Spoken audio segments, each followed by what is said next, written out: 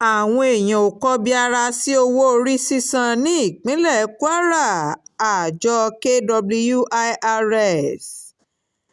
àjọ tó ń rí sí ìpawówọlé ní ìpínlẹ̀ kwara KWIRS lọ́jọ́rùú Wednesday ló ti ṣe àgbékalẹ̀ ìdánilẹ́kọ̀ọ́ kan lórí ọ̀rọ̀ owó-orí àti ìtanijí láàrin àwọn ẹni ọ̀rọ̀ kàn gẹ́gẹ́ bí ọ̀nà láti mú àdínkù bá bí àwọn èèyàn ò ṣe kọbiara sí sísan owó-orí ní ìpínlẹ̀ ọ̀hún. Lára àwọn tó kópa níbi ètò náà ni àwọn olùtajà, àwọn ọ̀jọ̀gbọ́n, ilé-iṣẹ́ ìjọba àtàwọn lájọ-lájọ, ẹgbẹ́ ọmọnìyàn àtàwọn ọlọ́danni tó ń san owó-orí ní ìpínlẹ̀ náà. Nígbà tó ń sọ̀rọ̀ níbi ìdánilẹ́kọ̀ọ́ ọ̀hún, alága fún àjọ náà Ṣadé Ọmọnìyí ṣàlàyé pé àìkọbiara sí owó-orí sísan jẹ́ ìdíwọ́ fún àjọ rẹ̀ láti lè ṣàkójọ àfojúsùn owó ìpawọlé rẹ̀. Ọ̀gá àgbà fún àjọ KWIRS ọ̀hún sọ ọ́ di mímọ̀ pé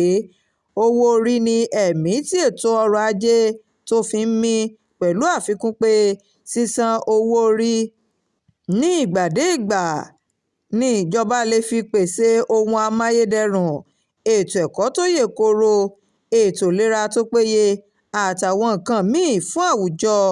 Tó ní ìdánilẹ́kọ̀ọ́ náà wà fún láti yanjú àwọn ọ̀rọ̀ kan tó ní ṣe pẹ̀lú sísan owó-orí àti láti ṣe àgbékalẹ̀ òye fún àwọn ẹni ọ̀rọ̀ kàn lórí rẹ̀, tó ṣe àfikún rẹ̀ pé yíyanjú ìpèníjà tó ní ṣe pẹ̀lú àìtẹ̀lé ìlànà owó-orí sísan nílò ìfọwọ́sowọ́pọ̀ àti ìjíròrò pẹ̀lú àwọn ẹni ọ̀rọ̀ kàn. Ọmọnìyí tún ṣe lálàyé pé iṣẹ́ náà jẹ́ àjùmọ̀ṣe tó ní àjọ rẹ̀ ní ìfarajìn láti ṣe àgbékalẹ̀ àyíká tí àwọn tó ń san owó-orí yóò ti rí àtìlẹ́yìn tí wọ́n ó sì mọ rírì wọn,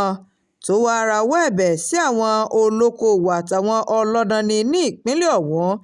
láti máa san owó-orí wọn ní àsìkò tó tọ́. Shakirat Arówólò Nurudeen ló ń jábọ̀ ìròyìn fún iléeṣẹ́ Atótó Arére Online TV.